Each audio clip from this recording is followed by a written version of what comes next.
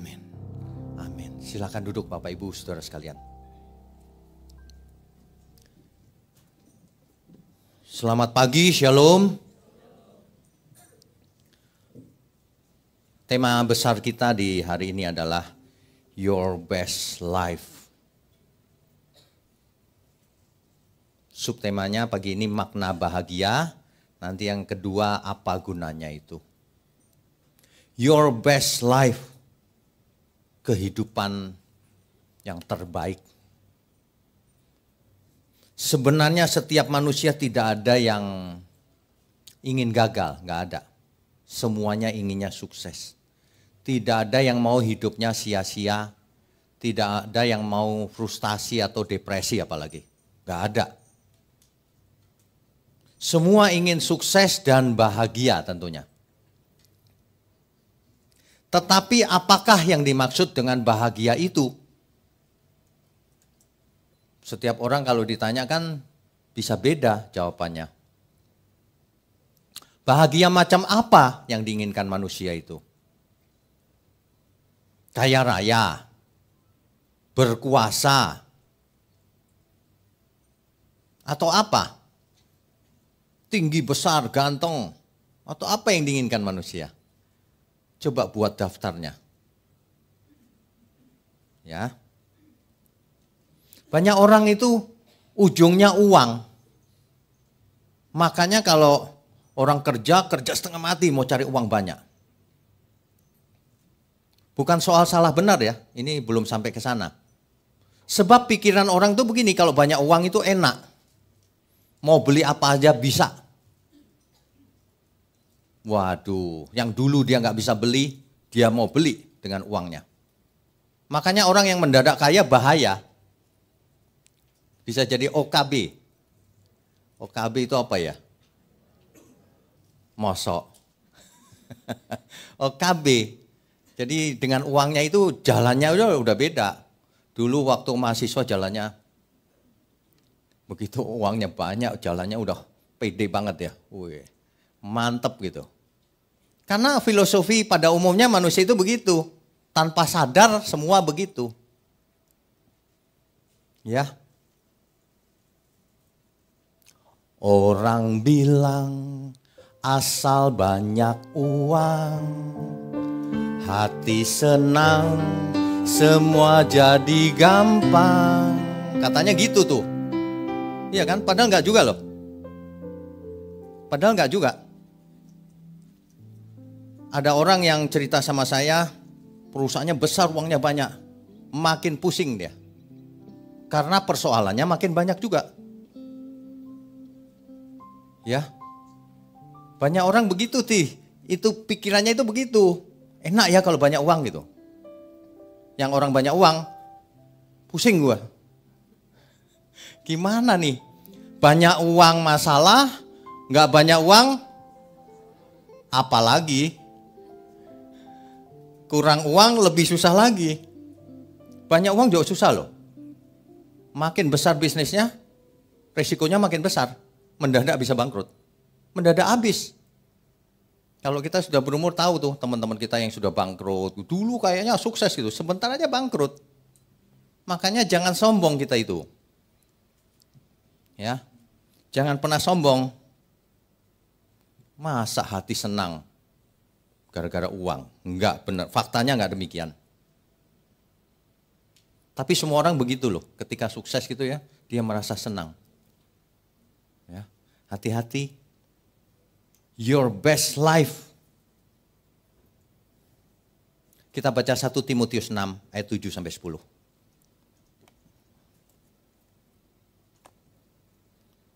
1 Timotius pasalnya yang ke-6 ayat 7 sampai 10. Sebab kita tidak membawa sesuatu apa ke dalam dunia dan kita pun tidak dapat membawa apa-apa keluar. Waktu lahir telanjang, waktu pulang dicopotin lagi semuanya. Diganti kain kafan, paling jas 1. Ayat 8, asal ada makanan dan pakaian, Cukuplah. Ini prinsip sederhana ini sebenarnya ini yang benar. Tetapi mereka yang ingin kaya terjatuh ke dalam pencobaan, ke dalam jerat, dan ke dalam berbagai-bagai nafsu yang hampa dan yang mencelakakan, bahaya loh. Yang menenggelamkan manusia ke dalam keruntuhan dan kebinasaan. Karena akar segala kejahatan ialah cinta uang. Sebab oleh memburu uanglah beberapa orang telah menyimpang dari iman dan menyiksa dirinya dengan berbagai-bagai duka. Uang ini memang seperti pedang bermata dua. Bisa bahaya, bisa berguna. Tergantung dari manusianya. Kalau manusianya cinta uang, itu akar segala kejahatan. Dulu waktu nggak punya uang, rajin ke gereja. Berdoa nangis-nangis. Uangnya makin banyak, bisnisnya makin banyak, makin sibuk, nggak pernah ke gereja lagi dia. Lupa Tuhan. Itu modelnya manusia itu begitu. Makanya orang kaya kan jarang ke gereja. Kenapa? Karena gerejanya yang disuruh datang ke rumahnya. Pendetanya yang diundang ke rumahnya. Iya kan? Mestinya semua datangnya ke gereja. Kecuali rumahnya dibuat gereja, ya boleh, nggak apa-apa. Iya kan? Tapi kalau nggak pernah ke gereja, cuma ngundang pendetanya, sikap hatinya tidak hormat sama Tuhan. Karena gereja itu bukan kegiatan aja. Bagaimana kita menyembah Tuhan dengan benar, bersekutu sesama, saling belajar, kan begitu. Banyak orang cinta uang, sehingga akhirnya menyeretnya kepada kedukaan, keruntuhan, bahkan kebinasaan. Dengan uang orang makin serakah, makin sombong, makin ingin dihargai, makin memuaskan nafsunya. Dia bisa beli dengan uang. Dia pikir dia bisa beli dengan uang. Apa saja bisa dibeli loh. Tapi tidak semuanya. Rumah mewah bisa dibeli? Bisa. Komputer mahal bisa dibeli? Bisa. Bisa. Seks bisa dibeli? Bisa. Apa saja bisa dibeli. Tapi ingat ada banyak yang nggak bisa dibeli. Damai sejahtera bisa dibeli? Nggak bisa. Cinta dari pasangan hidupnya bisa dibeli? Istrinya, suaminya nggak bisa dibeli itu. Nggak bisa dibeli. Ada banyak yang nggak bisa dibeli, terutama surga nggak bisa dibeli. Sebab surga not for sale. Tidak dijual berapapun harganya. Ya, nggak bisa dibeli. Makanya bijaksanalah ketika kita belajar your best life. Seperti apa hidupku yang harusnya terbaik itu seperti apa? Lukas 16 ayat 9. Lukas pasal 16 ayat 9. Dan aku berkata kepadamu, ikatlah persahabatan dengan mempergunakan mamon yang tidak jujur. Ikatlah persahabatan dengan menggunakan hartamu. Gampangnya gitu ngomongnya. Mamon yang tidak jujur. Supaya jika mamon itu tidak dapat menolong lagi, supaya kalau harta itu sudah nggak ada gunanya, waktu mati nggak ada gunanya semua kan? Kamu diterima di dalam kemah abadi, kemah yang kekal, di rumah yang kekal, di surga. Ada amin semua? Makanya saya ingatkan sekarang, gunakan mamonmu untuk bersahabat. Bersahabat dengan siapa? Tentu saja dengan Tuhan. Supaya ketika engkau menutup mata, kau diterima di kemah abadi. Itu arti ayat ini. Ya. Jadi uang bisa digunakan untuk Tuhan. Tapi ada bisa juga digunakan untuk diri sendiri. Nah, ini pilihannya di situ. Lukas 18 ayat 24.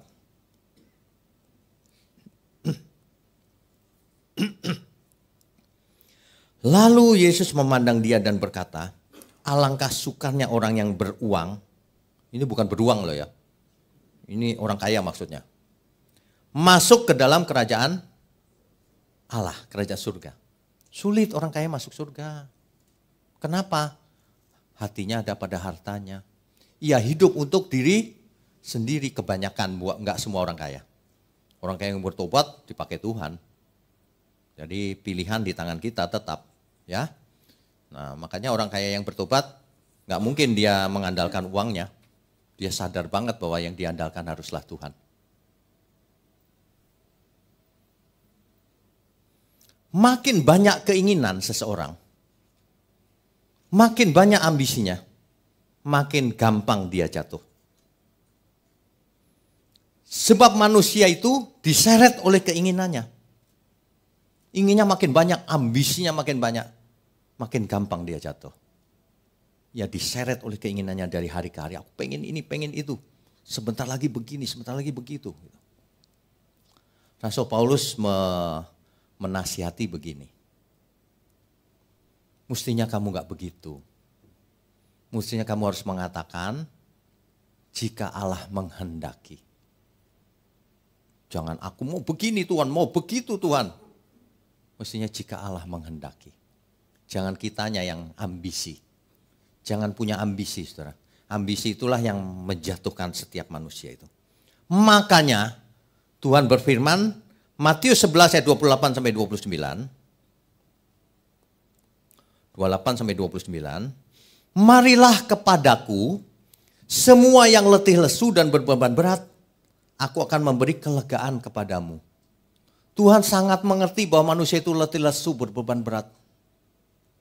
Makanya marilah datang kepadaku. Pikulah kuk yang kupasang dan belajarlah kepadaku. Belajar, disuruh belajar.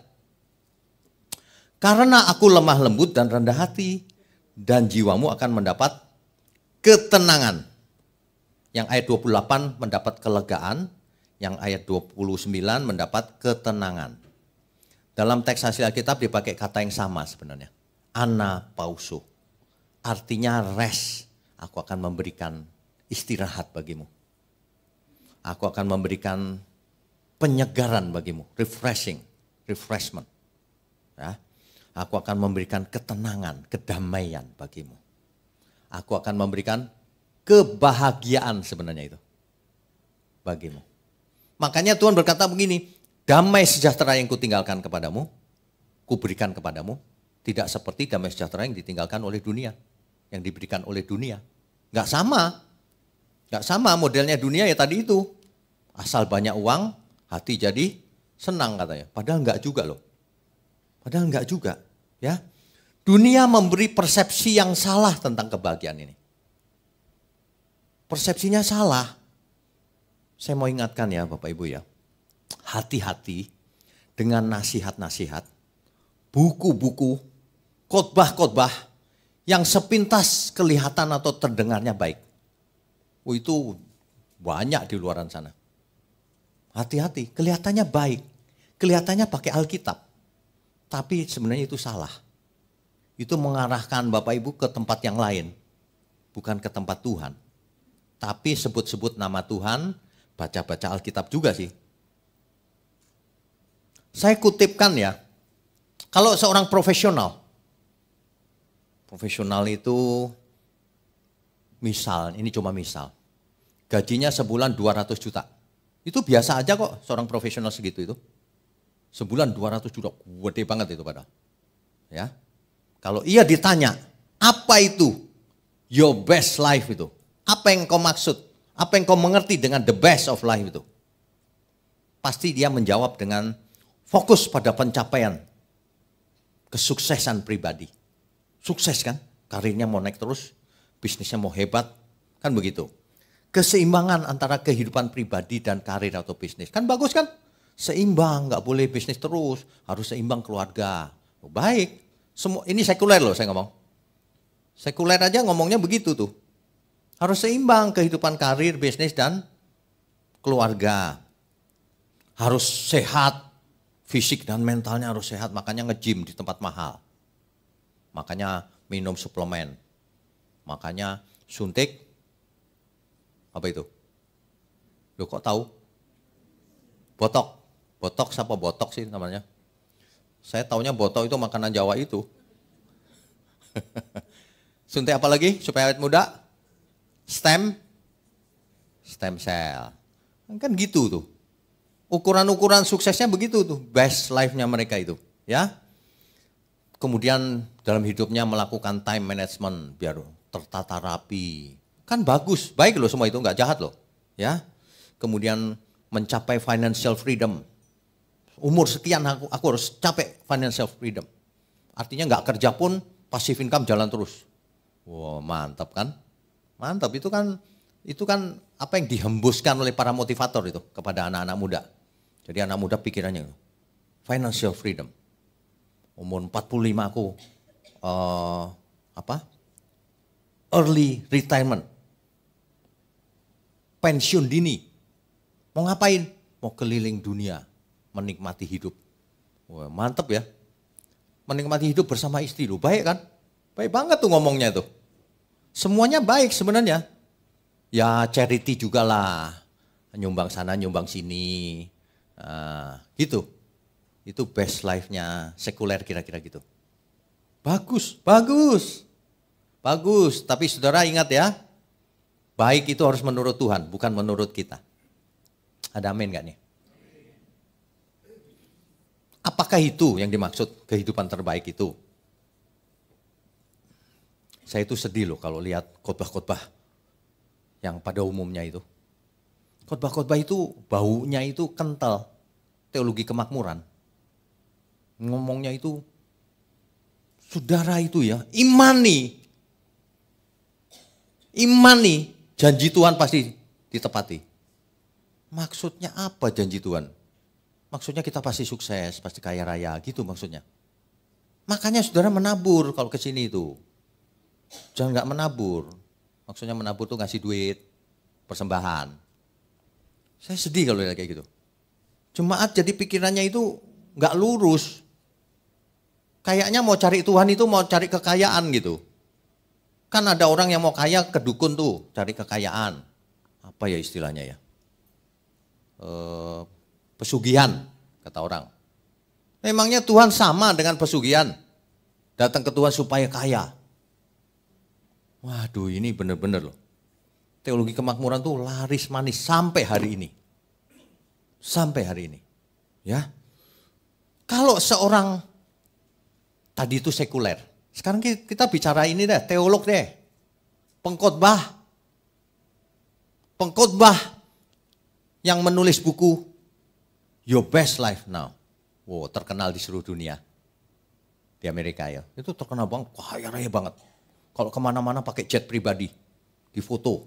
Wah, flexing. Flexing itu apa sih? Pamer. Pamer, lihat nih, diberkati kan? Anak raja tuh begini. Wah, padahal itu hasil persepuluhan. Bangga lagi. Pesawat pribadi. Waduh ya. Ini fokusnya itu, orang-orang seperti itu fokus pada berkat jasmani. Kesuksesan diukur dari sukses gak kau, kaya gak, terkenal gak, gitu. Ukuran suksesnya itu. Hidup yang terbaik itu sukses itu ukurannya bagi orang-orang ini. Meskipun pakai ayat Alkitab, pakai positivisme namanya. Positivisme itu gini, saudara jangan berpikiran negatif, gak boleh negatif thinking, positive thinking. Biarpun ada masalah, yakin segala perkara dapat kutanggung di dalam Tuhan Yesus. Pakai ayat. Nanti bisnis itu pasti sukses. Tenang. Kalau belum sukses, tunggu waktu Tuhan. Pasti. Gitu-gitu. Itu sebenarnya bukan pengkhotbah, itu motivator. Motivator. Yang dikhotbahkan itu positivisme. Yakin. Saudara kalau mau sukses, mulai dengan mimpi saudara. Mimpinya saudara apa? Tulis. Itu positivisme itu. Tulis, mimpi. Mimpinya apa? Punya rumah mewah, tulis. Yakini. Setiap hari katakan dengan iman. Wow, pakai kata-kata iman lagi. Aku akan punya rumah mewah, aku akan punya rumah mewah. Jangan dilakukan ya saudara. Apalagi di tengah jalan, jangan ya. Nanti di TikTok viral ntar. Waduh. Itu positivisme. Dan percaya bahwa Tuhan pasti membuat seseorang kaya kalau percaya imannya benar. Ini kacau balau ini. Jadi makanya kalau orang gak kaya dituduh. Pasti kau gak benar imannya. Pasti kau hidup dalam dosa. Dituduh-tuduh begitu. Jemaat ya yang gak kaya. Yang kaya merasa yes Tuhan berkenan dalam hidupku.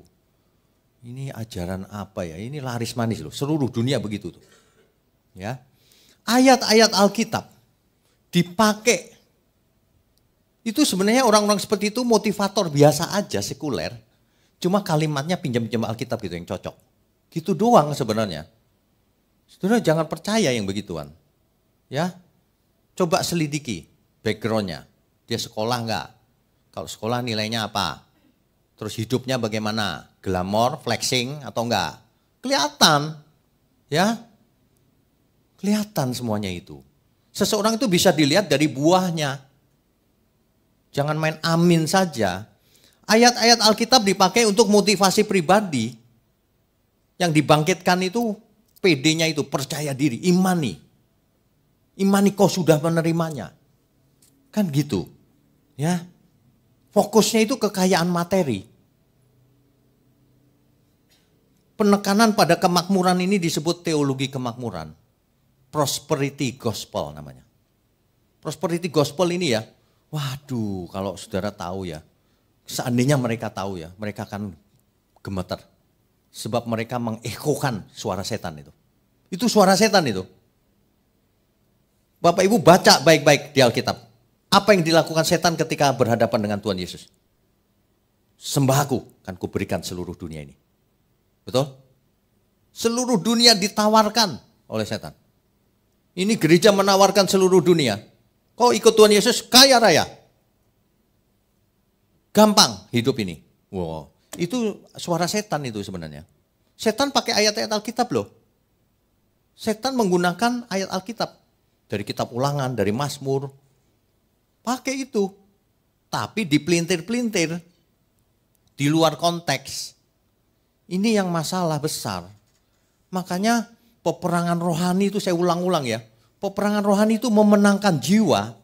Supaya setiap orang yang meskipun sudah Kristen, jiwanya itu jangan pikiran yang salah yang ada di dalam sini.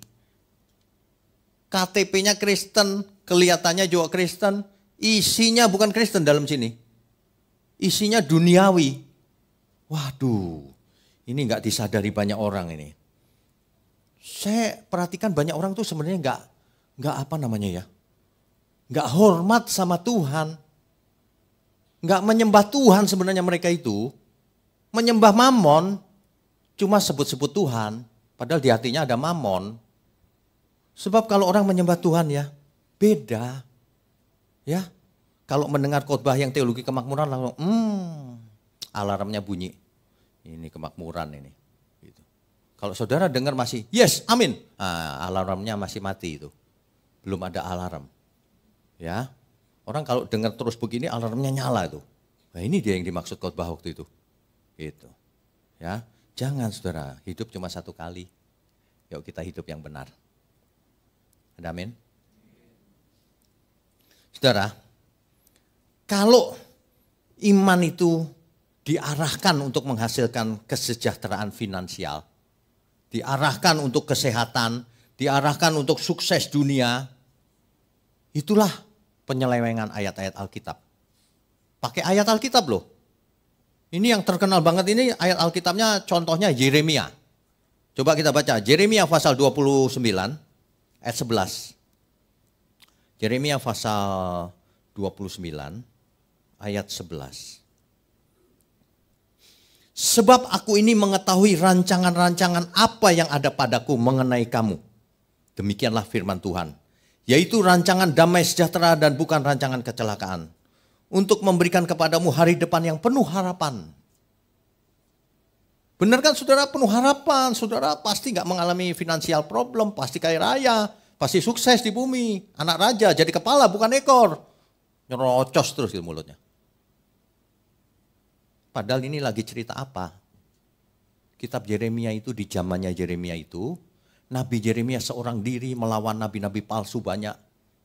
Tampar Yeremia. Dipasung kakinya karena mengatakan kebenaran. Itu Israel sedang berjinah dengan dewa-dewa Kanaan. Yeremia, kamu mesti bertobat. Nah, dihibur. Tuhan itu tahu rancangan yang baik, ada harapan nanti kembali ke Tuhan. Lah kok di zaman ini dipakai untuk nanti kaya raya. Gitu. Diisi pikiran sendiri, diisi pikiran setan. Ayat-ayat ini kalau diisi dengan pengertian lain, artinya jadi beda. Gitu loh. Hati-hati ya Bapak Ibu ya. Bapak Ibu jangan suka dengar yang enggak gitu, yang seneng aku kalau dengar itu. Loh, bukan soal seneng ini, soal benar apa enggak. Markus 11 ayat 24. Markus 11 ayat 24. Karena itu aku berkata kepadamu, apa saja yang kamu minta dan doakan, percayalah bahwa kamu telah menerimanya. Maka hal itu akan diberikan kepadamu. Pakai ayat-ayat begitu, pilih-pilih ayat. Minta pasti dikasih sama Tuhan. Gitu. Kalau di dunia sekuler ada, pasti pernah dengar Bapak Ibu. The law of attraction. Kalau kita yakin gitu, alam semesta akan ngasih. The law of attraction. Dibawa ke gereja, kalau kamu imani, kamu pasti dikasih Tuhan. Gitu. Waduh, ini dia. Padahal yang diimani kaya raya, padahal yang diimani bukan kehendak Tuhan. Ini merusak loh saudara. Ini digunakan oleh ini, pengkhotbah-pengkhotbah yang tidak bertanggung jawab ini. Tidak mengarahkan jemaat kepada kehendak Tuhan Yesus. Tapi pada keinginan pribadi. Iya ya, aku ingin juga tuh. Ini liciknya setan tuh di sini. Filipi 4 ayat 13. Segala perkara dapat kutanggung di dalam Dia yang memberi kekuatan kepadaku. Gitu. Jadi kalau lagi bisnis masalah, segala kekuatan dapat untuk ngadepin bisnis. Padahal ini bukan itu maksudnya. Ini ketika itu ada penyiksaan, penganiayaan, kalau ikut Tuhan Yesus, dapat kutanggung dengan iman. Gitu. Diarahkan ke bisnis hari ini. Yohanes 10 ayat 10, nah ini yang paling orang hobi banget nih. Pencuri datang hanya untuk mencuri dan membunuh dan membinasakan. Aku datang supaya mereka mempunyai hidup dan mempunyainya dalam segala kelimpahan. Amin saudara. Amin. Kaya raya siapa yang gak mau sih? Emang ada yang mau miskin? Gak ada juga kan? Makanya ayat-ayat begini laris manis sih. Laris banget. Ya. Padahal fokus Injil itu bukanlah sukses di bumi. Bukan kaya materi. Kesalahan teologi kemakmuran ini ya, dia pilih-pilih ayat. Dia mengabaikan ayat yang dia nggak suka. Nah ini dia. Contohnya, Filipi 1 ayat 29. Pasti mereka nggak mau baca ini. Pasti dijamin 100%. Saudara nggak bakalan ayat ini dibaca di gereja-gereja yang kemakmuran. Filipi 1 ayat 29. Sebab kepada kamu dikaruniakan bukan saja untuk percaya kepada Kristus, melainkan juga untuk menderita bagi Kristus. Jangan, gitu. Itu teologi kemakmuran tuh begitu. Alkitab yang ini nggak mau aku. Saudara tahu nggak? Itu pengkhotbah yang tadi itu pernah diwawancara. Ditanya, ada ayat yang begini nih. Itu mesti saya koreksi tuh ayat itu katanya. Rasul Paulus tuh nulisnya salah katanya. Gak mungkin Tuhan Yesus datang supaya kita menderita. Gitu ngomongnya. Itu mesti saya koreksi tuh beberapa ayat. Gitu. Gak mungkin. Tuhan datang itu membawa pemulihan, kekayaan, sejahtera. Gitu ngomongnya. Alkitab mau dikoreksi sama dia. Lalu ditanya, Anda sekolah Alkitab? Tidak. Luar biasa ya. Belajar aja enggak tapi mau koreksi Alkitab. Berdasarkan pikirannya sendiri. Saudara pasti punya teman-teman yang mengaminkan begini-begini nih. Pasti. Saudara jangan langsung frontal nyalain gitu, jangan. Ditolak. Pelan-pelan aja. Nanti kalau Natal di sini, diajak. Lagi ada pencurahan berkat nih, Natal. Itu diajak ke sini. Nanti sampai sini dia kaget-kaget dikit. Suruh bawa obat jantung. Nanti begitu dia tercelik gitu ya. Iya ya gitu. Saya udah sering ketemu orang yang, aku kok baru tahu setua ini. Gitu. Waduh, ya mending Pak daripada nggak pernah terlambat, lebih baik terlambat daripada tidak. Gitu kan? Jadi saudara beruntung banget kalau mendengar dan mengerti. Kalau nggak ngerti ya percuma juga sih. Seringkali begitu tuh. Matius 10 ayat 38, Matius 16 ayat 24, Matius 14 ayat 27 contohnya. Pikul salib. Kalau tidak kau tak layak jadi muridku. Gak pernah dibaca, saya jamin gak pernah dibaca. Yang begitu-begitu perlu saya koreksi itu. Gitu. Gila. Lukas 14 ayat 33, Tuhan Yesus berkata begini. Barang siapa tidak melepaskan diri dari segala miliknya, tak dapat jadi muridku. Gak mau yang begini-begini. Pasti tidak mau. 2 Korintus 5 ayat 15. Untuk apa sih Tuhan Yesus mati di kayu salib? Supaya kita hidup tidak untuk diri sendiri. Tapi hidup untuk Dia. Supaya kita tidak hidup untuk diri sendiri. Sebab kalau kita hidup untuk diri sendiri kita binasa. Tapi hidup bagi Dia. Itu yang penting. Banyak orang gak mengerti secara kalimat, amin Pak. Iya tapi gak dilakukan, itu artinya gak ngerti. Ya. Kalau urusan yang lain aja, all out. Apalagi MLM gitu, all out. Semua teman dicatetin namanya. Di follow up satu persatu. Untuk Tuhan enggak. Ini loh, ini kan faktanya begitu. Mulai siang ini harus bertobat. Jangan ditunda lagi pertobatannya. Padahal Alkitab mengajar perumpamaan tentang orang kaya yang bodoh. Ya. Lukas 12 ayat 16 sampai 21. Ini penting kita baca. Lukas pasal 12 ayat 16 sampai 21. Kemudian ia mengatakan kepada mereka suatu perumpamaan, katanya ada seorang kaya tanahnya berlimpah-limpah hasilnya. Ia bertanya dalam hatinya, orang kaya ini bertanya dalam hatinya, apakah yang harus aku perbuat? Sebab aku tidak mempunyai tempat di mana aku dapat menyimpan hasil tanahku. Kurang gede ruangannya, hasil tanahnya melimpah-limpah. Lalu katanya, inilah yang akan aku perbuat. Aku akan merombak lumbung-lumbungku dan aku akan mendirikan yang lebih besar. Dan aku akan menyimpan di dalamnya segala gandum dan barang-barangku.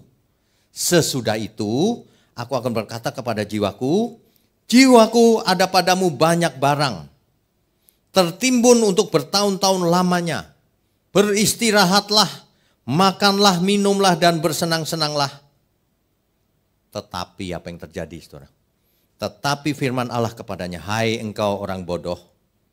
Pada malam ini juga jiwamu akan diambil daripadamu. Dan apa yang telah kau sediakan, untuk siapakah itu nanti? Ini perumpamaan ini terjadi loh zaman sekarang. Orang mengumpulkan uang. Lama-lama triliun, tetap aja dia gak serahkan sama Tuhan. Dia tahan terus. Ingat ya, serahkan Tuhan bukan dikasih gereja, bukan. Tidak hanya dikasih gereja. Untuk bikin macam-macam yang menyenangkan Tuhan. Ditahan terus. Akhirnya ia mati. Untuk siapakah itu? Di bank masih ada rekeningnya. Selama-lamanya ada di situ. Gak berguna sama sekali. Namanya ada sih, gedung ini dibangun oleh si ini, gedung ini dibangun oleh si ini. Buat apa? Gak dianggap sama orang. Itu orang kaya yang bodoh itu begitu itu. Orang kaya yang bijaksana bagaimana? Bersahabatlah dengan mempergunakan mamon yang tidak jujur itu. Bersahabat dengan Tuhan. Hidup kita itu milik Tuhan. Jangan dibeli oleh mamon. Orang yang udah dibeli mamon ya jadi begitu tuh, cinta uang. Ya, hati-hati loh saudara. Your best life, our best life, kehidupan kita yang terbaik itu bukan ketika kita punya uang triliun. Bukan ketika kita sukses, terkenal. Bukan. Itu hanya sementara. Cuma berapa lama kita hidup? 70-80 tahun. Saudara sekarang umur berapa? Jadi sisanya berapa coba? Asumsi aja deh, saudara umur 90. Jadi berapa puluh tahun? Ayo. Kalau saya tinggal 30 tahun lagi. Kalau 90. Kalau ternyata ntar malam gimana? Iya kan? Makanya pengertian yang benar itu udah gak usah jajan, saudara. Jajan, aku pengen denger yang itu, pengen denger yang itu. Keracunan lama-lama. Gak usah, udah fokus saja. Fokus yang benar lakukan gitu aja. Ya. Sebab materi itu fana. Apa itu fana itu? Materi kekuasaan, semua yang ada di dunia ini fana. Ingat itu cincin Salomo itu. Raja Salomo begitu kaya raya, terkenal, ganteng, berhikmat, istrinya 1000. Dia bilang apa? Segala sesuatu sia-sia. Segala sesuatu pasti berlalu. Apalagi kita, cuma berapa sih harta kita? Salomo aja mengatakan begitu. Segala sesuatu pasti berlalu. Jangan terikat di situ. Jangan abaikan kekekalan demi kesenangan yang cuma sebentar ini. Alangkah bodohnya orang yang bisnis, ya. Misal, ini misal. Bisnis nih. Aku bikin pabrik minuman. Sebotol ini aku hargain 100.000 satu. Iklannya khasiatnya berang siapa minum ini umurnya ditambah 1 tahun. Bohong banget gitu ya. Orang beli dong. Sebentar aja habis itu ditinggal orang, ketipu. Alangkah bodohnya orang yang cari untung sebentar, mengorbankan jangka panjang. Alangkah bodohnya orang menukar kekekalan dengan hidup yang sekarang ini. Itu orang bodoh banget tuh. Sekarang mau seneng-seneng, nanti urusan nanti. Waduh, justru kita mikirnya nanti yang penting. Sekarang mau seneng mau enggak penting. Yang penting kulakukan bagianku. Gitu. Ada amin gak nih? Ya. Kekayaan sejati kita itu Tuhan, gak ada yang lain. Percaya dah. Banyak orang itu kalau mendengar kata Tuhan, iman, asing gitu. Udah dengar sih dari dulu. Tapi gak bisa merasakan. Dasar pendeta ngomongnya selalu Tuhan, selalu iman, selalu firman gitu. Gak bisa menghayati. Biasakan kalimat itu biasa-biasa saja gitu kehidupan kita sehari-hari. Saya mengerti kok orang yang sekuler itu kalau dengar itu kayak mendengar dunia lain. Padahal itu harusnya jadi kehidupan kita yang wajar. Memang kita harus beriman, memang setiap hari kita bergantung sama Tuhan, kerja keras, biasa aja gitu. Makanya jangan pakai pakaian agamawi, orang jadi lihat aneh. Kita itu membumi seperti Tuhan Yesus, sehingga banyak orang mendekat, kan gitu. Ya, kalau kita dekat Tuhan ya saudara, saudara akan merasakan bedanya. Pasti merasakan bedanya. Kemarin ya, doa pagi ya. Kemarin doa pagi di sini impartasi. Saya dari rumah jam berapa ya? Saya lupa ya. 4:30 apa jam 5 apa 5:30 ya? Jam 5 kali ya. Dari rumah. Setir. Kan sepi pagi hari itu. Ketika sampai di tol Ancol lebih dikit gitu. Sambil nyetir, saya mau memuji Tuhan. Saya sering begitu tuh kalau lagi sendirian. Pagi hari atau malam. Saya mau puji Tuhan ya, bagaimana ya Tuhan. Sambil muji Tuhan saya dapat lagu pujian ini.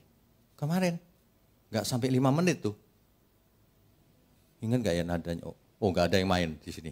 Yang kemarin Sam ya? Oh ya udah gak apa-apa. Itu bisa langsung mengalir dari hati, dari perasaan gitu. Sambil nyetir tuh. Ya. Sambil nyetir, saudara. Tunggu ya.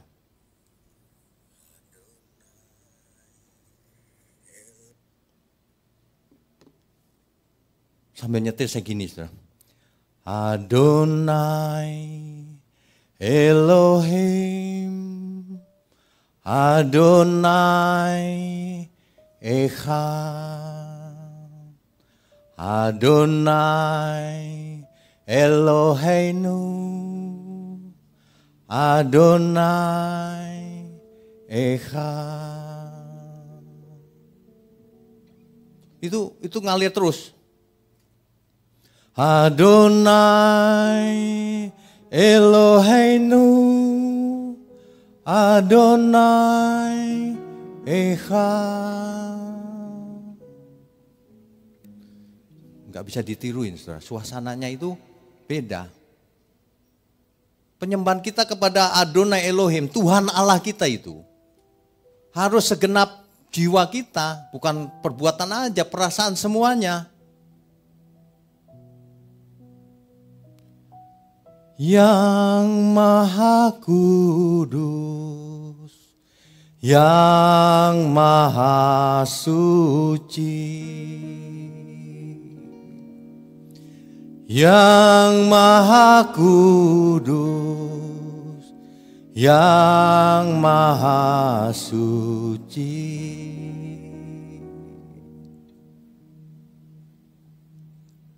Sebenarnya sudah lengkap sih, cuman karena baru ada nada-nada yang saya suka lupa emang. Udah gitu nadanya suka nggak tahu kenapa jadinya minor terus. Saudara ya, biasakan saudara kalau malam hari cari Tuhan. Tenangkan jiwa. Pagi hari kalau lagi ada kesempatan yang pas gitu moodnya. Tuhan, ajari aku memuji Engkau. Lewat lagu, lewat perbuatan, apapun. Ya, amin saudara.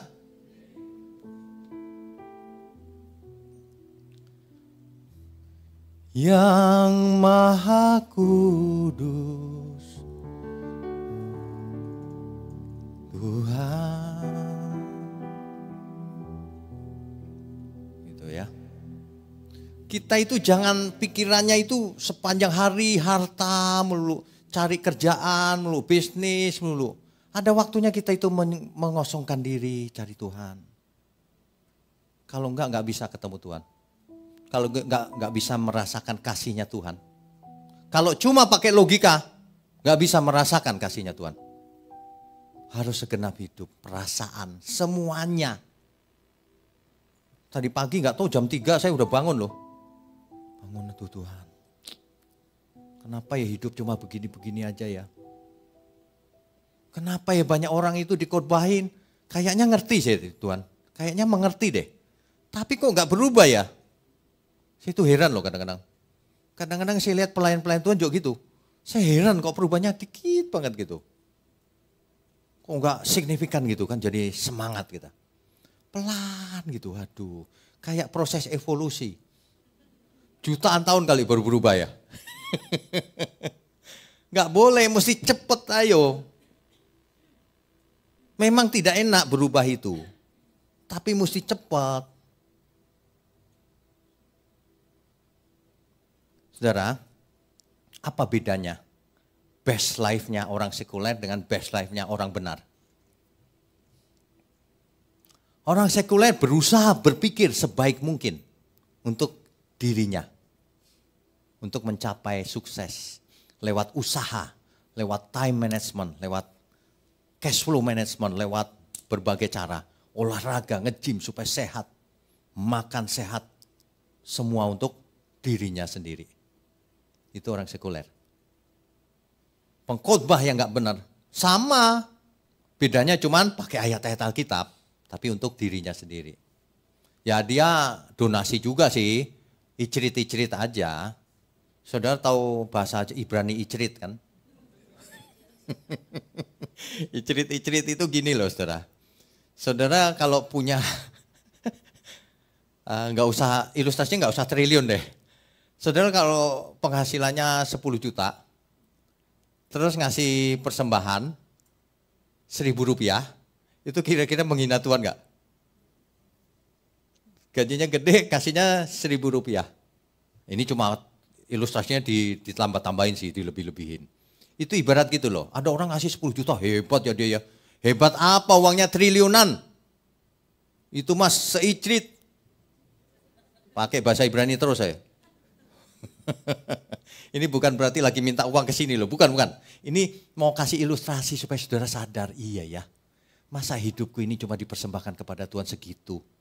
Uang segini, tenaga segini, pikiran kadang-kadang aja kalau minggu, itu pun kalau pas duduk, itu pun kalau nggak ngantuk di belakang. Kebangetan loh itu begitu itu. Beneran. Gak ada hubungan sama kita. Ayo bertobat untuk diri sendiri supaya Tuhan berkenan. Ya. Menyembah aja kalau cuman pakai suara nangis-nangis. Tapi sebenarnya gak menyembah Tuhan itu. Lagi menikmati. Nangis saja menikmati loh orang. Hati-hati loh saudara. Kalau saudara menyembah Tuhan, lalu nangis gitu ya. Jangan-jangan menikmati itu nangisnya itu. Enak kan? Ibarat anak kecil itu lagi itu loh apa sih? Kolokan. Tahu kolokan gak? Kolokan lagi. Apa itu kolokan ya? Manja. Nangis-nangis gitu manja. Menikmati kan? Hati-hati loh. Jangan kita menyembah Tuhan tapi menikmati diri sendiri. Sama orang maju di tongking goblak itu menikmati itu dia. Enak tuh. Buktinya apa menikmati? Minggu depan datang lagi gitu lagi. Tapi nggak bertobat. Bukan berarti nggak boleh ya. Sekali aja bertobat habis itu. Ngulang-ngulang terus. Latah itu namanya. Ya. Kita harus merumuskan. Our best life itu seperti apa sebenarnya? Bisa pakai, nggak ada ya itunya ya. Sebenarnya saya punya diagram. Tadi pagi itu jam 3, jam 4 itu saya gambar diagram itu. Your best life. Dasar setiap perbuatan kita itu 1 Korintus 10 ayat 31. Jadi ada gambar segitiga. Bawahnya itu 1 Korintus 10 ayat 31. Baik engkau makan, minum, atau melakukan sesuatu yang lain, lakukanlah untuk kemuliaan Tuhan. Motivasi mendasar kita itu untuk kemuliaan Tuhan. Di atasnya itu, apapun hasilnya, bersyukurlah. Jangan gerundal, jangan bersungut-sungut. Berapapun hasilnya cukup Tuhan. Itu, rasa syukur. Ya, dicatat aja deh, 1 Korintus 10, 31. Kemudian rasa syukur, 1 Tesalonika 5 ayat 18. Di atasnya lagi kita harus mengasihi sesama. Matius 22 ayat 39. Di paling atas kita harus mengasihi Tuhan. Matius 22 ayat 37. Udah kerangkanya sederhana gitu aja. Kalau kita lakukan benar-benar, makanya yang di paling bawah itu aku makan, minum, berbisnis, kerja, sekolah, berkeluarga, apapun. Kerja keras, jaga kesehatan, sukses, banyak uang dan sebagainya. Tapi semua untuk Tuhan. Itu baru benar saudara. Your best life. Our best life itu yang benar. Ya. Nah bedanya sama sekuler dan lain-lain itu, mereka belok arahnya. Pusatnya diri sendiri. Yang benar pusatnya Tuhan. Kalau aku ngotot ini karena Tuhan. Banyak orang saya perhatikan mulutnya begitu sih. Ini juga karena Tuhan Pak. Iya di mulutmu. Benerannya kalau karena Tuhan gak begitu. Pasti karena diri sendiri itu. Nah ini loh yang mencelakakan banyak orang itu sebenarnya ini. Ya. Jangan saudara. Pagi ini kita diingatkan untuk hidup kita itu teosentris. Jangan egosentris. Semua orang yang bermasalah itu egosentris. Sebabnya cuma satu, egosentris. Pusatnya diri sendiri. Melayani dalam rangka untuk diri sendiri. Makanya dikritik dikit ngambek. Nah, itu untuk diri sendiri sebenarnya. Kalau kita melayani Tuhan ya, dikritik kiri kanan, dihina, difitnah, biarin aja loh, aku melayani Tuhan kok, bukan melayani dia. Itu loh. Amin saudara? Mestinya begitu ya. Sebentar lagi kita mau lakukan perjamuan kudus. Saya ingatkan, perjamuan kudus ini adalah lambang perjanjian yang dimateraikan oleh darah Yesus. Kita semua namanya ditulis di perjanjian yang baru. Dimateraikan oleh darah Yesus. Oleh sebab itu, kita semua adalah anak-anak Bapa di surga. Anak perjanjian. Oleh sebab itu hiduplah sebagai anak perjanjian. Buang, lepaskan semua beban dan dosa. Hidup untuk Tuhan. Amin ya. Baik, saya undang semua untuk para pelayan Tuhan untuk maju ke depan.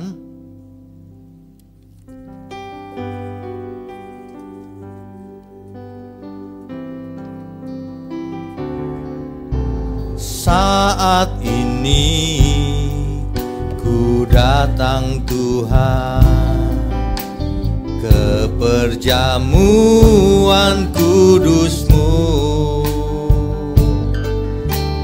Aku mau merenungkan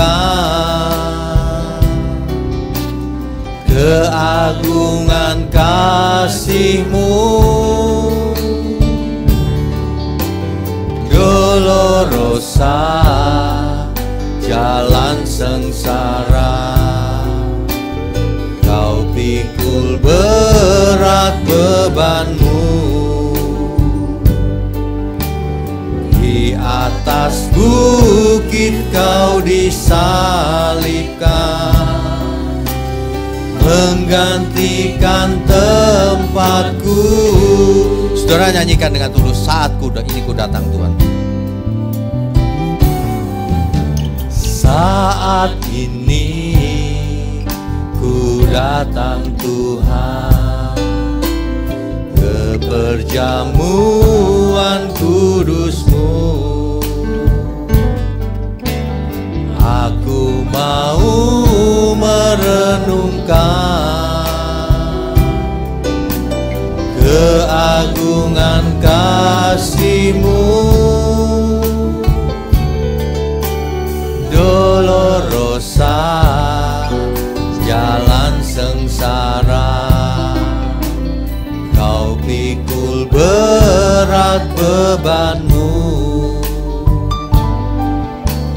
Di atas bukit Kau disalibkan, menggantikan tempatku.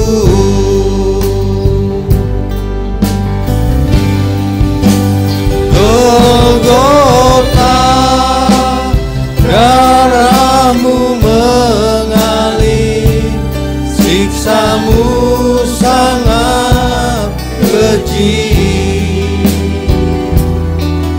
Kau tergantung hina, bermahkota duri. Golgota, mesbah korban-Mu, bukti kasih sempurna. Kau hapus dosaku, Kau beri keselamatan, Kau terima diriku, orang berdosa. Bapa kami yang di surga, kami mengucap syukur di pagi menjelang siang ini, kalau kami dilayakkan untuk melayani perjamuan kudus ini. Umat-Mu di tempat ini dilayakkan untuk menerima perjamuan kudus ini. Terima kasih Tuhan, Tuhan berkati apa yang akan kami lakukan ini. Sesuai titah Tuhan Yesus 2000 tahun yang lalu. Agar seluruh dunia mengenal, mengerti apa yang telah Engkau lakukan bagi kami semua. Dan mereka pun bertobat.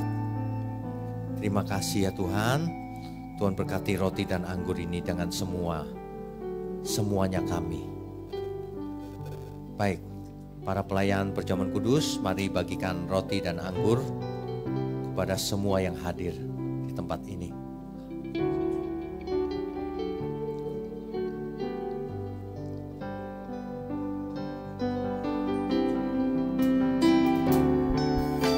Saat ini ku datang Tuhan ke perjamuan kudus-Mu.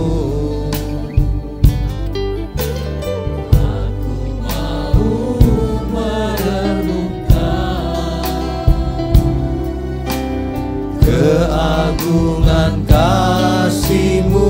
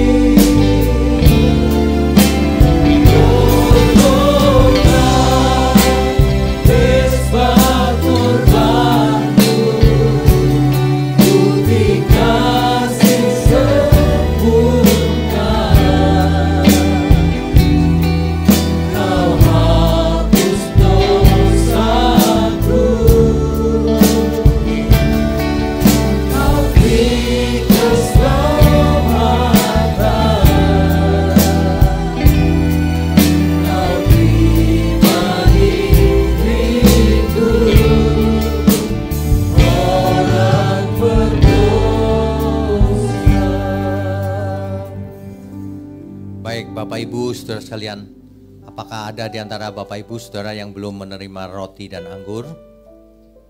Kalau ada silakan angkat tangannya. Sudah semua. Yang di bawah sudah? Sudah ya. Baik, saya undang semua untuk bangkit berdiri.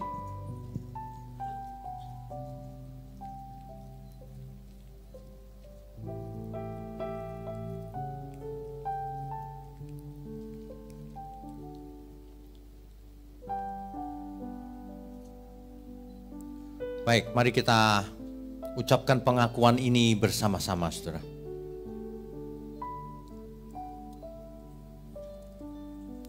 Di dalam nama Tuhan Yesus. Di dalam nama Tuhan Yesus. Aku percaya. Aku percaya. Bahwa tubuh Tuhan Yesus telah dipecah-pecahkan. Bahwa tubuh Tuhan Yesus telah dipecah-pecahkan. Darah Tuhan Yesus telah ditumpahkan. Darah Tuhan Yesus telah ditumpahkan. Bagi pengampunan dan penebusan dosa-dosaku. Oleh korban Tuhan Yesus, aku percaya. Aku telah dibebaskan dari segala kutuk dan api neraka. Oleh korban Tuhan Yesus, aku percaya. Aku telah memperoleh pengampunan dosa.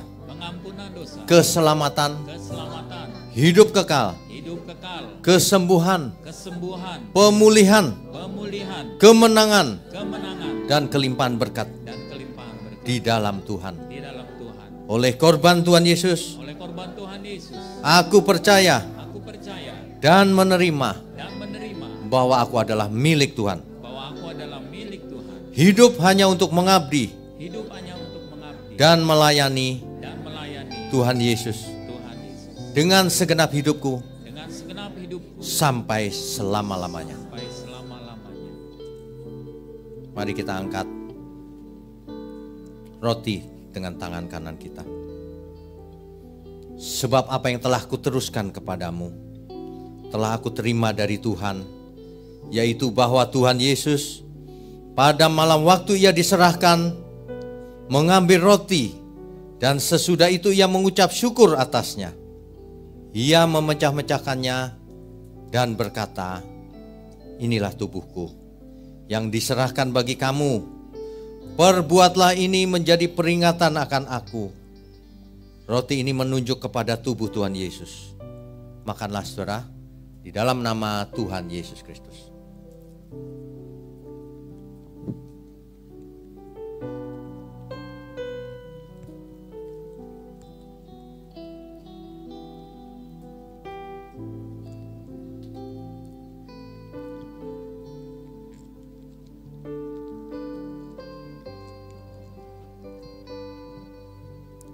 Sekarang mari kita angkat anggur dengan tangan kanan kita.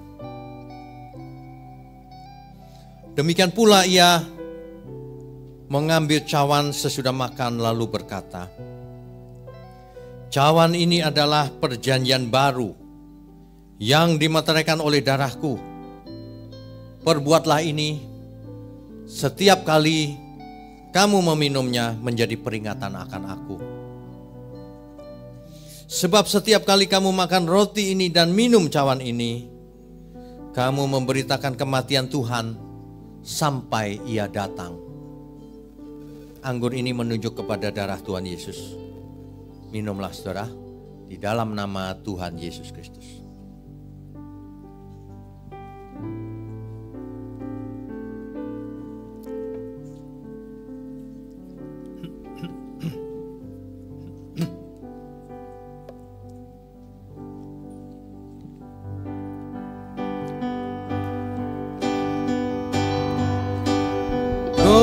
Golgota, darahmu mengalir, siksamu sangat keji.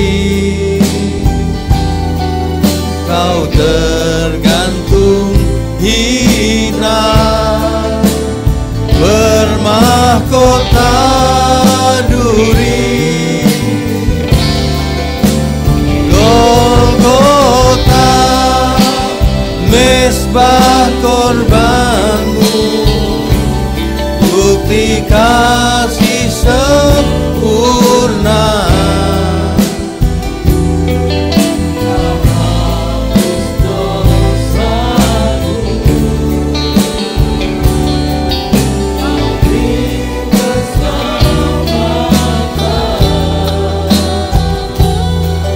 Kau terima diriku,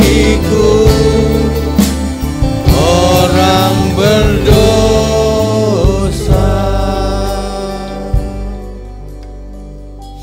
Bapa kami di surga, kami sungguh mengucap syukur Tuhan menjadi bagian dalam perjanjian yang baru yang dibatalkan oleh darah Yesus. Terima kasih untuk gerejamu di tempat ini. Mengucap syukur untuk seluruh pelayan Tuhan yang melayani dengan tulus. Engkau berkati mereka Tuhan, seluruh keluarganya juga. Kami mengucap syukur untuk kekeluargaan di gereja ini. Semua umat Tuhan, baik yang hadir di tempat ini maupun yang mengikuti lewat online.